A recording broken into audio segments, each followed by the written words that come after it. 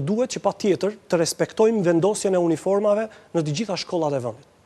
Nuk duhet të gënjeni. Ti kthejmë shkollat nga zero, ma thuat?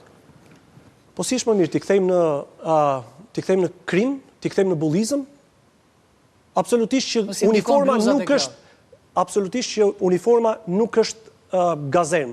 Uniforma nuk e kthen nxënësin në ushtarak. Uniforma e kthen nxënësin të barabartë. Uniforma e kthen në barazi. Askush të mos ndjehet i turpëruar se s'ka, apo dikush të mburet se ka shumë.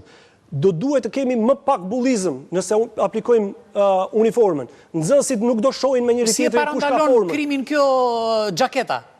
Shiko, uniforma nuk mund të zgjidhë gjithçka, po pa uniformën nuk zgjidhim asgjë. Në këtë kuptim, do të kemi nxënës më të disiplinuar, me vëmendje më të lartë në shkollë. Do të kemi më shumë siguri.